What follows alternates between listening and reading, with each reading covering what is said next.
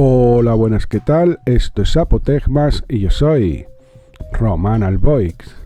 Hoy vamos a continuar con la segunda parte del programa anterior que pertenece al curso de magia, en el cual vamos a ver cosas tan interesantes como el link mágico y algunas otras cosas que creo que estos pensadores, ya estén a favor o en contra, que hemos visto hasta ahora, estaban perdiendo de vista. Así que no me enrollo más, sin más, poneros cómodos y vamos a por ello. Como decía, ya hemos explicado el método científico de la magia al final del programa anterior. Las comprobaciones, principalmente, pero vamos a ahondar algo más en ello.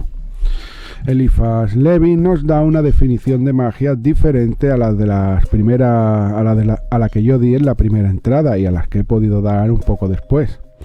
Y es que ahora tiene más sentido, ya que como toda la sociedad y la revolución protestante, la ilustración y los avances científicos que se dieron desde Bacon y Newton modificaron los conceptos que teníamos preconcebidos, pues en esto pasa lo mismo. La magia no es algo ajeno, así con la visión sansimonista que afectaría a martinistas luego y la sociedad fabiana por igual, y a las que pertenecía el mago francés Eliphas Levi. Nos diría la siguiente definición que marcaría igualmente también a Albert Pike, el reconocido masón, a Aleister Crowley y Elena Blavatsky, los tres pilares esenciales del esoterismo del siglo XX y XXI. Magia es, y dice así, cito, magia es la ciencia tradicional de los secretos de la naturaleza, que han sido transmitidos a nosotros a través del magi. Por esta ciencia, el adepto es investido con una especie de omnipotencia relativa y puede operar de forma sobrehumana. Esto lo dice en la doctrina de la magia trascendental, en el 1854, y en las claves de los grandes misterios, de Eliphas Levi también, en el 1859, unos años más tarde, amplía añadiendo que esta ciencia del magi pone a fin o previene de los falsos milagros, los cuales están opuestos a la luz, y solo señala a unos cuantos testigos crédulos. De esto nos hablaría al principio de filosofía oculta también Agripa. Él simplemente lo renueva, dado que en la época en la que él vivía, pues como decía también en el programa anterior, había mucha farándula del ocultismo. A esto recomiendo revisar mi vídeo o mi programa sobre la Golden Dawn, en el que hablo de cómo se forma. Y tenemos algo de eso, algunos personajes y tal. Así, el mago solo tiene 4 funciones simbólicas en las 4 querubines de Ezequiel y sus 4 operaciones alquímicas. Esto es el secreto de la esfinge, que es el siguiente: conocer, atreverse, hacer la voluntad y mantener silencio, que se coincide con la simbología tal como lo veis en el cuadro en la pantalla.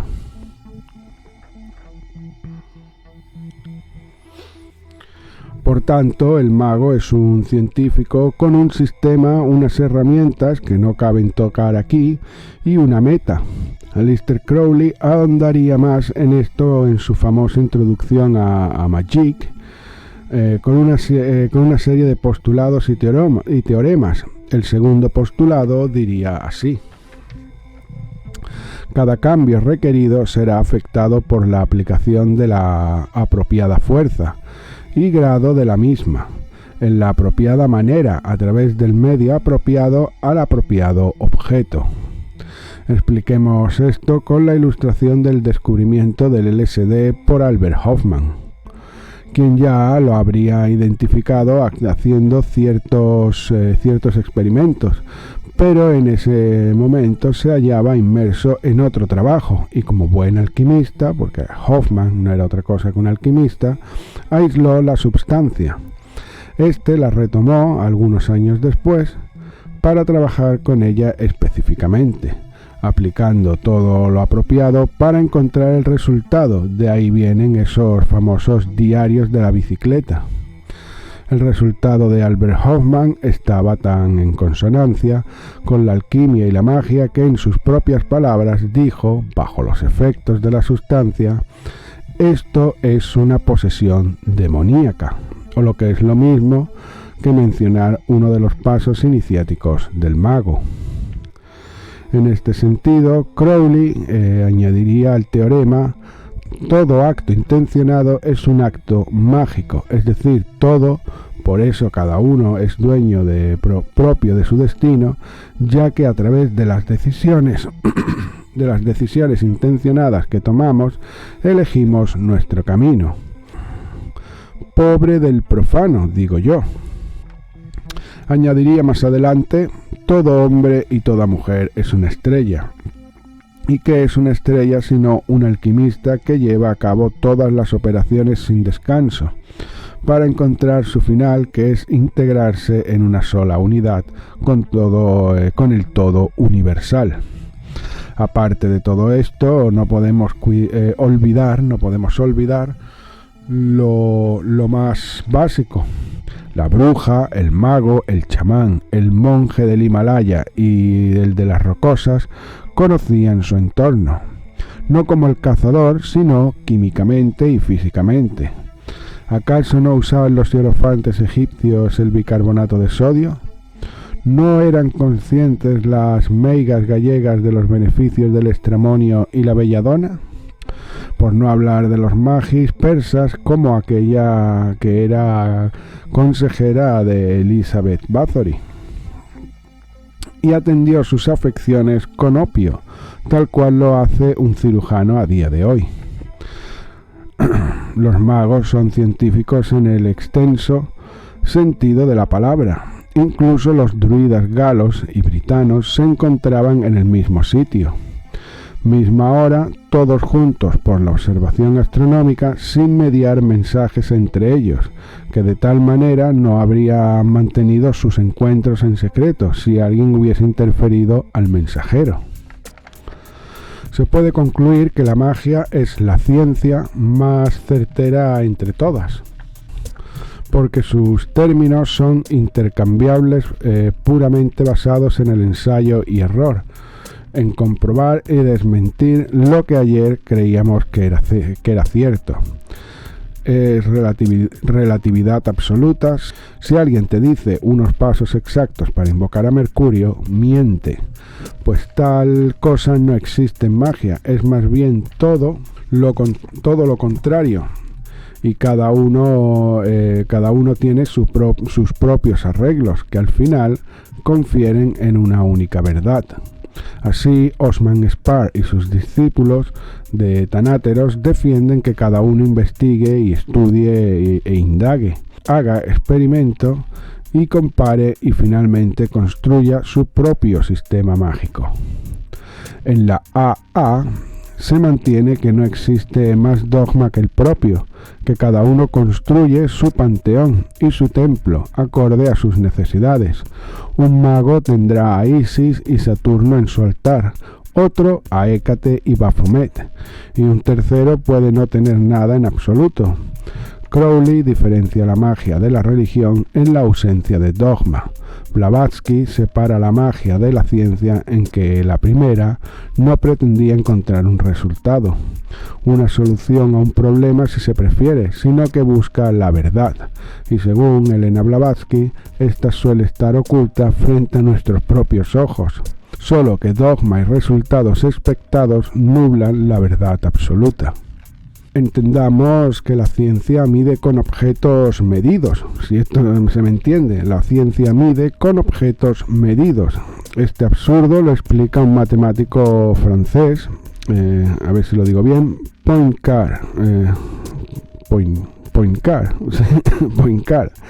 en El valor de la ciencia, así se titula la obra, en donde desarrolla lo erróneo de atribuir cualidades de la conciencia humana a cosas inanimadas.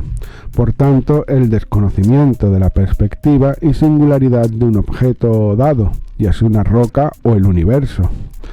Produce resultados siempre inadecuados. Poincaré, por otro lado, no tiene en cuenta que los objetos no son totalmente inanimados. Una roca se mueve más despacio que una rosa. Y la roca se mueve más rápido que el hombre. Aparte de la consideración metafísica de que todo posee alma, aquella parte semi-independiente que sirve de enlace con el todo universal, la observación científica de referencia general nos arroja que sus partículas son y se mueven de forma distinta. Y esto sabemos que es erróneo ahora. Entonces, ¿qué sabemos? Diría Sócrates. Solo sé que no sé nada. Sin embargo, el chamán, el alquimista, el cabalista o el invocador de demonios tomará cada uno de estos y los someterá a estudio exclusivo de dicha cosa, durante años si es necesario. Y concluirá muchas cosas también, entre ellas llegará a verdades absolutas. ¿Ejemplos? Pues Lao Tzu y su Tao Te Ching, el arte de la guerra de Lao Tzu, el Javamal nórdico o el cantar de los cantares de Salomón. Todos estos y otros más usaron el método ya dado aquí. Por este método, el citado polímata francés Poincaré dio con el sistema determinista, y de allí a la actual teoría del caos, definido como una área interdisciplinaria del estudio científico y las matemáticas, concentrado en sobreponer patrones y leyes deterministas de un sistema dinámico que es sensible a condiciones iniciales. Es decir, simple y llanamente un péndulo, el fluir del agua en un recipiente o las partículas del aire. Edward Lorenz, un matemático, lo definiría de una forma más práctica así. Caos, cuando el presente determina el futuro, pero el aproximado presente no determina aproximadamente el futuro. En lenguaje mágico, diríamos, ¿sabe el loco qué hay cuando termine de caer? No, salvo una variedad infinita de posibilidades.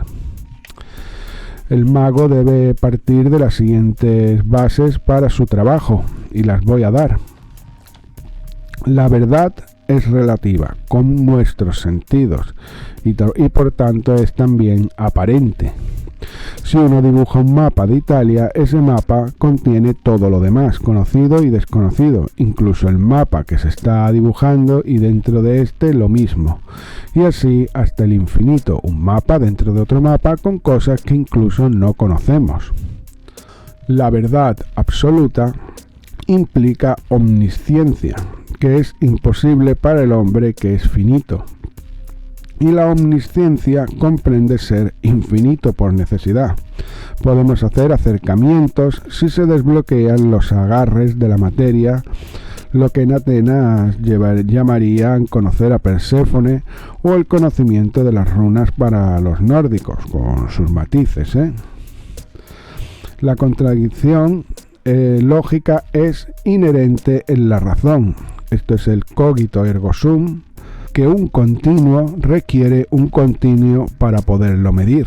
No podemos medir cosas infinitas con objetos finitos.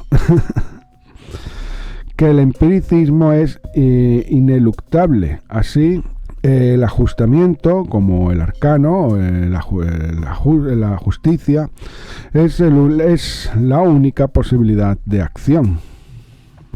Esto es que la naturaleza no es justa ni se adapta a nada, mucho menos al hombre. Spinoza diría Deus sive natura. La naturaleza es exacta y actúa de forma necesaria. Esta es la doctrina de Venus en Libra, con Saturno exaltado, o lo que podemos decir en términos más claros, el dios y la diosa cornudos en un equilibrio que no podemos discernir. También la fórmula del tetragramatón, o como el Atman se desprende del Brahma. La única forma de evitar el error es no oponerse al cambio. Hará bien el mago en registrar cada parte que logre identificar del proceso en su propio lenguaje.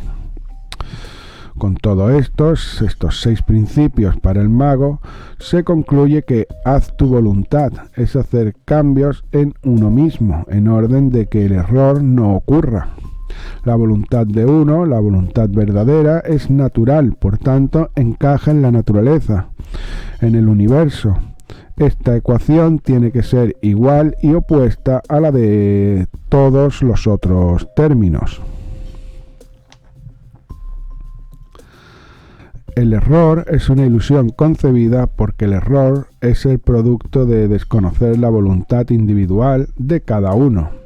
Si conoces tu voluntad, conoces el constante cambio universal y que lo que permanece es una proyección producto de nuestra sensibilidad finita.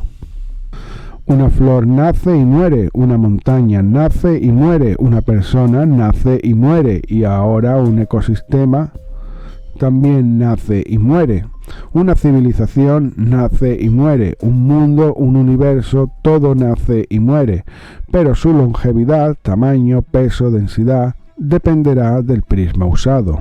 No dura lo mismo un bosque para un zorro, un hombre o una tortuga, por no hablar de la montaña que le rodea, que rodea el bosque.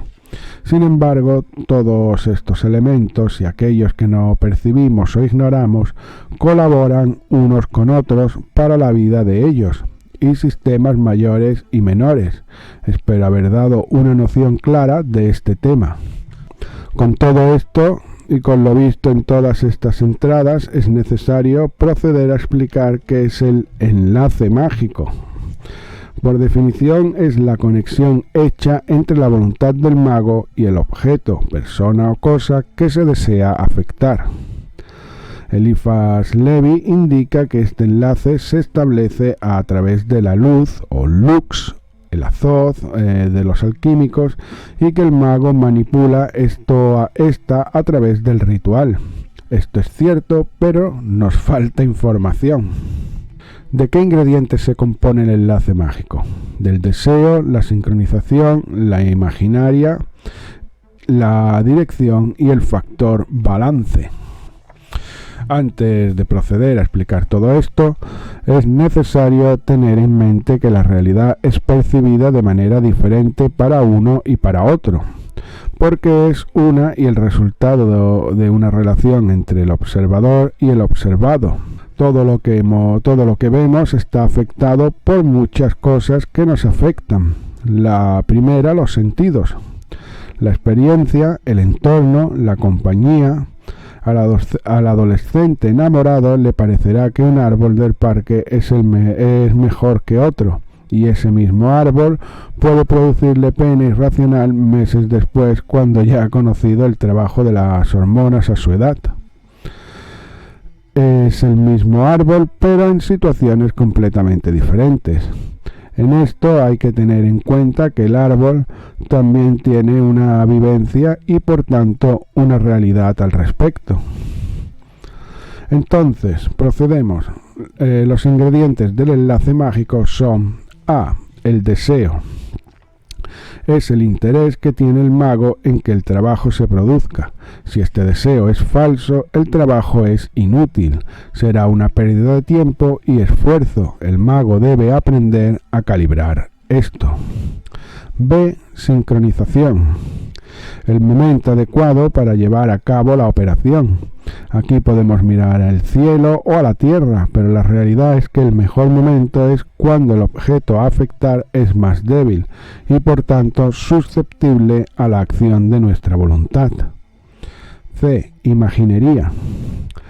Es todo aquello que nos ayude a materializar el deseo de forma simbólica. Es la ropa púrpura de Mercurio, el loto de Isis, el dorado de Baal o el tridente de Lucifer. Lo que compone el altar, el sigilo o sello, los movimientos y gestos, en fin, todos los componentes del ritual. Un mago necesitará más que otro. Esto es completamente personal, pero es imprescindible que todos y cada uno de ellos estén acorde a su deseo y su creencia, y por supuesto en sintonía con su voluntad. Es inútil para un yogi utilizar elementos del Islam o paganos europeos. De dirección. El ritual que conduce el enlace mágico para enganchar la voluntad a un objeto o persona tiene como principal función liberar al mago de este pensamiento. Por tanto, es esencial que esté bien direccionado. Si el brujo invoca a un demonio para que ejecute una acción, esta deberá ser descrita clara y concisa, sin posibilidades de error. Si un mago hace un sigilo para obtener un objeto, es necesario que el mismo esté hecho con sumo cuidado para que simbolice lo que la voluntad del mago quiere.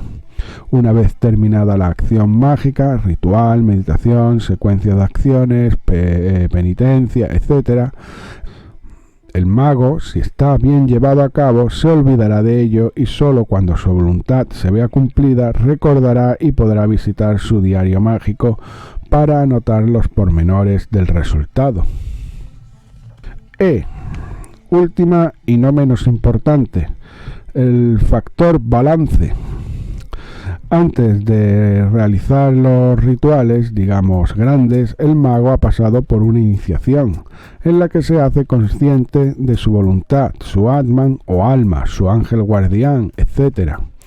Por tanto, conoce sus propias limitaciones físicas y mágicas, su capacidad de manifestar, de hablar con deidades, demonios, ángeles, elementales, etc. Dominará sus propias técnicas para llevar a cabo sus operaciones, que serán similares y distintas a las de otros magos, y que haya leído y estudiado también. En resumen, y tirando del refranero español, cada maestrillo tiene su librillo. Para ese momento el mago conocerá ciencia, filosofía, psicología suficiente para saber en qué ámbito se puede mover y cómo conseguirlo. El factor balance es conocer todas estas cosas y usarlas a favor para obtener el resultado buscado. En términos de la Hermetic Order of the Golden Dawn y de la AA, el enlace mágico se hace con un talismán. Los talismanes son un objeto mundano imbuidos con la voluntad del mago para que produzca el resultado final. Por tanto, el talismán tiene limitaciones. El talismán de Mahoma era y es Alá, pero Alá era conocido en Medio Oriente. Le ha tomado siglos y muchos intentos expandir más allá la voluntad de Mahoma, y sin entrar en pormenores históricos, siempre por concesión extranjera, aceptación de la otra parte, aunque luego tuviera que exorcizarse del embrujo de Mahoma por la sangre y la guerra. También tenemos que tener en cuenta que toda acción es mágica, porque toda acción es producto de la voluntad propia, desde ver la tele a una ceremonia de 9 lunas de duración. Toda acción es mágica. Durante la iniciación, el neófito aprende a controlar sus pasiones y deseos, a controlar su mente y muy básicamente a materializar cosas pequeñas. Un mago aprendiz sin grado que haya estudiado unos meses con un mentor apropiado, que caiga enfermo, sabrá asistir su espíritu con la purificación de la medicina y el destierro de la dieta. Cualquiera con interés en su autodesarrollo y sin ninguno en magia o rituales puede obligarse a estudiar o hacer ejercicio, a romper un mal hábito o a vencer algún miedo. Estos pequeños logros son los más importantes para el futuro adepto, porque 1. Le proporcionan un estado mental y corporal apto, y 2. Cuanto más conozca, más puede conseguir. Incluso hay un punto de cada iniciado, y hablo por experiencia, en que uno se aterroriza de su propia voluntad. y debe ponerle cortapisas a sus deseos o lo debe hacer su maestro. Generalmente será uno mismo quien aprenda por experiencia el valor del enlace mágico, ya que nunca podemos afectar nada externo que no se refleje en uno mismo, o al revés. De cualquier manera, esta es la doctrina que, por ejemplo, tenemos en la runa Gebo, o también la explica Hermes Trismegisto como lo que está arriba es como lo que está abajo, etc. Cuando el mago, el brujo, el exorcista, el adivino, el chamán y todos estos pretenden usar su voluntad para conseguir un fin, debe establecer un enlace mágico, y este puede ser más o menos complicado, diferenciando 3 niveles aquí. El primer nivel se pretende afectar a una persona. Lo único necesario es sobreponer la voluntad propia a la de la otra persona con los medios adecuados. También vale para masas, grupos, etc. El segundo nivel es que se pretende afectar a una persona que ya está afectada por otra persona. En este caso tenemos 2 opciones: A, romper el enlace entre ellos, y B, dominar a los dos. Esto vale para personas enganchadas a un objeto inerte, los clásicos filtros de amor, o también la hipnosis, generalmente muy efectiva en romper adicciones. Y el tercer nivel, el mago no tiene acceso al control de ninguna mente. Por ejemplo, invocar el trueno, materializar de la nada o hacer desaparecer algo.